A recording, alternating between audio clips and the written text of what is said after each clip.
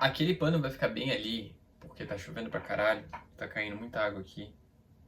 E é isso aí, eu sou pobre. Café?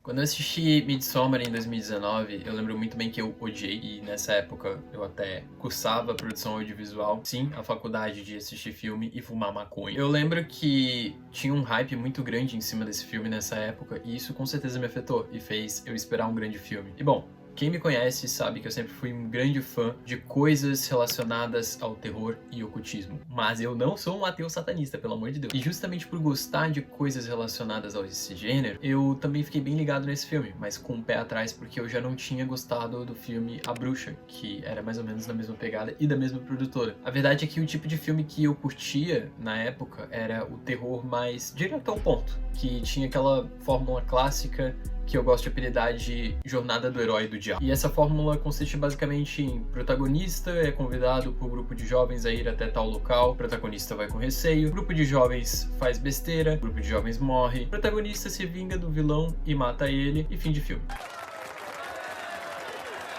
Bom, eu consigo citar vários filmes que são exatamente assim. Na realidade, eu basicamente acabei de escrever todo o gênero slasher inteiro. Mas eu gostava. Quer dizer, eu ainda gosto de filmes assim. E envolvendo paranormal. Então, por que eu não gostei de Midsommar? Como eu disse antes, o tipo de filme que eu estava acostumado a consumir era mais claro e mais direto ao ponto. Não que isso seja algo ruim, mas que o ritmo e a proposta são completamente diferentes. E, bom, quando eu me deparei com Midsommar, eu tomei um grande susto, e não no bom sentido. A proposta de Midsommar é ser um filme mais intimista, ele é mais denso e atmosférico. Ele é o tipo de filme que te pega aos poucos, te sufocando e te prendendo com pouquinhas coisas. E o filme não tem um grande vilão icônico como o Jason em Sexta-feira 13 ou Michael Myers em Halloween. Até porque, como eu disse, a proposta é ser mais intimista. O vilão de todo esse filme não é algo palpável, mas sim uma situação na qual a protagonista é colocada que te faz não somente ficar assustado, mas também irritado e frustrado. E quando o final chega com o clímax, um novo misto de sentimentos vem junto, que envolve confusão, satisfação, pena e realização. E grava isso. Então,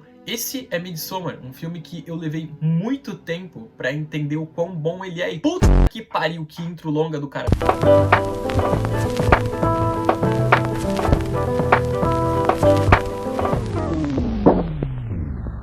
Eu sei que eu acabei de fazer uma intro que dá a entender que eu vou fazer um vídeo sobre Midsommar, mas na realidade Midsommar é só um dos tópicos que eu vou usar nesse vídeo. Então talvez, só talvez, bem talvez, eu tenha feito esse roteiro com a bunda. Enfim, folk horror. She was murdered.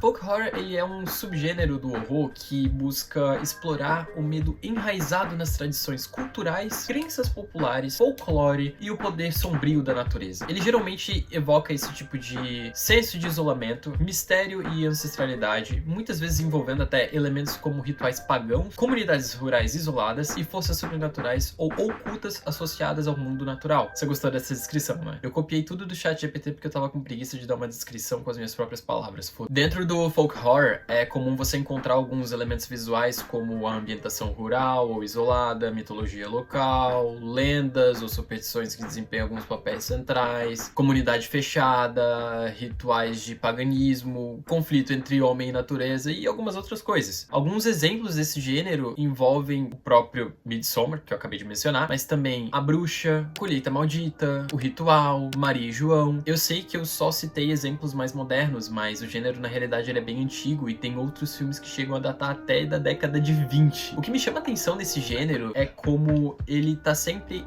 numa linha entre a diversidade cultural e a xenofobia. E é bem fácil você mirar em um e acabar acertando em outro. O próprio Midsommar, inclusive, sofreu um pouquinho com isso. Eu vi em alguns sites sobre a ideia da representação do Midsommar, do Ari Aster, ser algo um pouquinho pejorativo por conta de todo o horror envolvido. É válido lembrar que o solstício de verão ele é um evento real associado a festividades tradicionais da Suécia, e você relacionar isso a algum tipo de horror pode remeter a algo um pouquinho xenofóbico xenofóbico. E bom, eu entendo esse comentário e ele pode sim gerar uma discussão. E na minha opinião, o Ari Aster ele usou o folk horror para contar uma história sobre luto, perda e renovação. Na verdade, o próprio diretor disse que o ritual, apesar de possuir inspirações, ele é completamente fictício e tudo nele é feito para dar o sentimento das palavras que eu acabei de mencionar: luto, perda e renovação. Então nós temos essa trama sobre o luto se apoiando no gênero de folk horror sendo contado. Como ela é? Bom, esse vídeo ele tem spoiler, como já dito, então esteja avisado. E vamos lá. No começo da trama,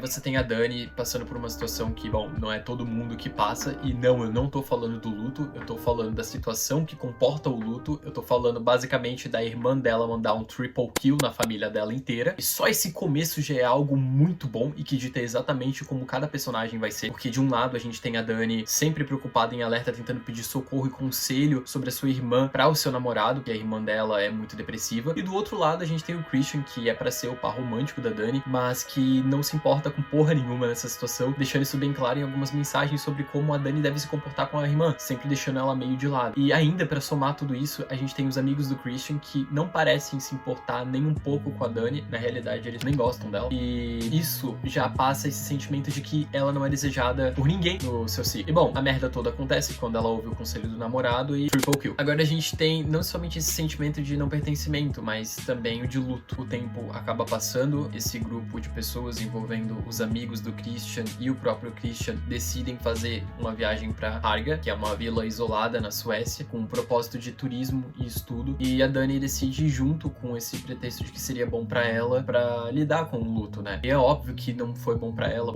Isso aqui é um filme de terror. Chegando lá, todo mundo é doido, usa droga, faz ritual, se mata, dança, faz sexo e veste uma pele de urso pra entrar em combustão espontânea no final.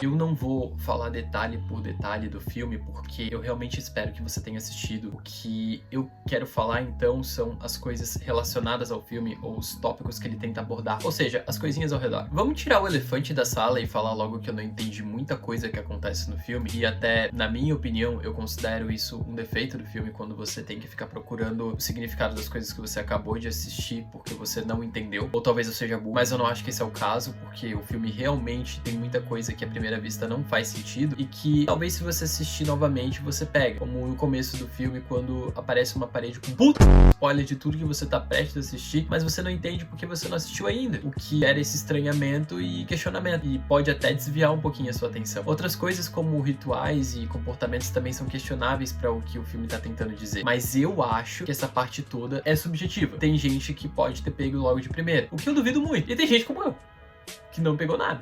Eu acho que o simbolismo, em uma certa dosagem, pode ser muito bom pro filme, mas nesse caso, tem horas que irritam um pouquinho. Agora, se o Ari Aster pode ter pecado um pouco com a parte do simbolismo em algumas situações específicas, com a ambientação ele acertou em cheio. Esse filme é simplesmente lindo pra caralho. Cada take é um quadro, as coisas são muito bem pensadas, e chega a ser bizarro como, ao mesmo tempo em que você se sente bem vendo algumas paisagens, você também se sente desconfortável vendo a situação ao redor. E como eu disse, os cenários realmente foram bem pensados. Tudo tem uma referência com alguma pista ou um simbolismo, e eu sei que eu acabei de criticar um pouco isso, mas agora eu tô falando do simbolismo bom, que é aquele que não vai afetar a sua compreensão da trama. Aqui tá cheio, diferente de um certo filme aí. Oh shit! Oh shit! Isso pra mim são algumas características que são essenciais em um folk horror. Não somente o simbolismo, mas principalmente a ambientação. É onde um filme não pode errar, senão tudo pode acabar indo por água abaixo. Uma outra representação muito boa é a do filme O Ritual. Começa como um filme de road trip, no estilo Bruxa de Blair, que também é um folk horror, mas logo vai tomando uma forma completamente diferente. E no final...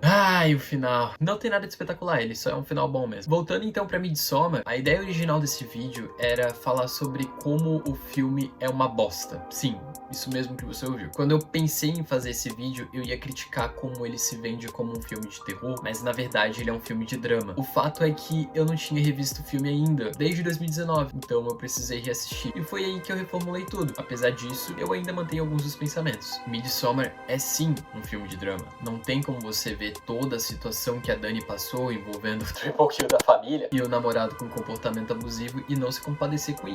Mas essa é a magia de tudo. Apesar de toda a trama de drama, ele ainda é um filme de terror. O terror do isolamento, o terror da desconexão, seja com pessoas que não se importam ou com lugares isolados. Tudo que a Dani tá passando é um terror. Isso se intensifica conforme o filme passa. Intensifica quando você, junto com a Dani, presencia algo muito bizarro envolvendo um double kill, mas o namorado dela não age como uma pessoa normal agiria. É então que nós percebemos que a nossa única fonte de conforto e segurança talvez não seja tão segura assim. E se nós não temos segurança, pra quem que a gente vai correr? Então sim, o filme é um filme de terror, e um dos bons. Em 1999, A Bruxa de Blair foi lançado, e esse é um dos exemplos de filmes mais perfeitos desse gênero. Você tem um grupo de idiotas indo investigar a lenda urbana de uma bruxa em uma cidade isolada e sem muita conexão com o resto do mundo. Tudo dá errado e eles acabam presos em uma floresta em um confronto com a própria natureza, digamos assim. Sabe o que mais me pega nesse filme? O fato de que em momento algum nós vemos a tal bruxa. E esse é um elemento em comum, inclusive, com Midsommar. Nós não temos um vilão palpável, apesar de que a figura da bruxa acaba sendo mencionada diversas vezes. E tudo o que nós temos, na realidade, são situações ou eventos paranormais que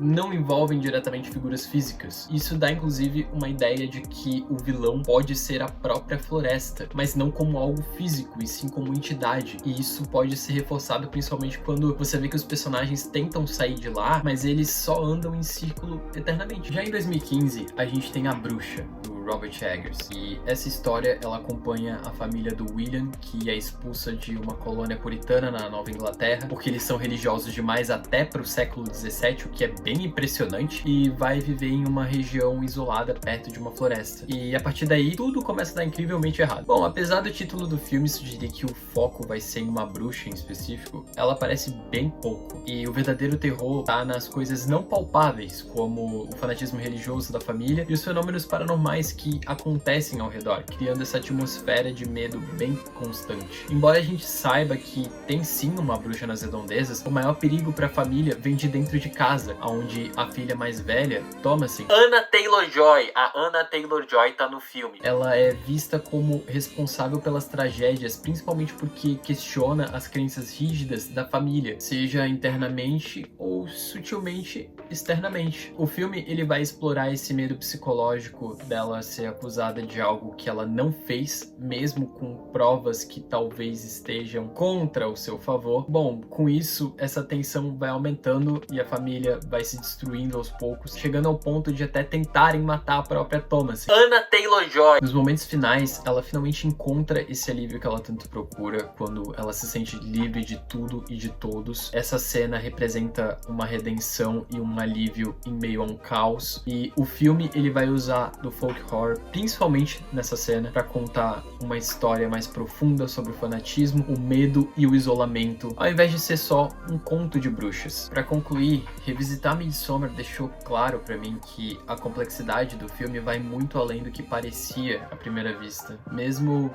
que tenha sido difícil de entender na primeira vez e o simbolismo tenha me confundido um pouco, ele revela uma nova camada, especialmente ao perceber que terror não vem apenas de eventos sobrenaturais, mas da experiência humana de perda, solidão e desconforto do isolamento. Como em todos os exemplos de filmes que eu acabei de citar, a proposta de Ari Aster em usar o folk horror para mergulhar nessas emoções é bem sucedida, mesmo que o filme tenha uma abordagem bem diferente de outros clássicos do gênero. O folk horror, com a sua mistura de mistério e o medo do desconhecido, nunca foi tão palpável quanto nesses filmes. Se em A Bruxa, por exemplo, a ameaça tá dentro da própria casa, nas tensões familiares, em Midsommar, o mal vai se disfarçar nas tradições e nas atitudes de uma comunidade isolada, e das pessoas próximas que supostamente deveriam serem confiáveis. A beleza da ambientação e os rituais bizarros criam uma sensação de pavor constante, mas o verdadeiro terror tá na desconexão, no sofrimento não compreendido e na ausência do apoio. Com o tempo, eu fui capaz de olhar para Midsommar sobre essa nova perspectiva, reconhecendo o filme como uma obra única dentro do horror contemporâneo. E não importa se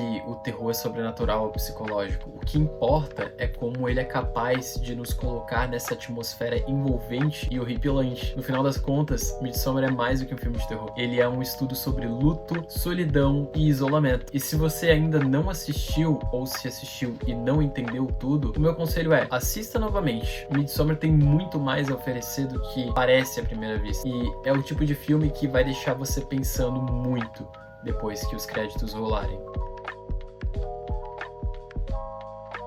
Anna Taylor-Joy.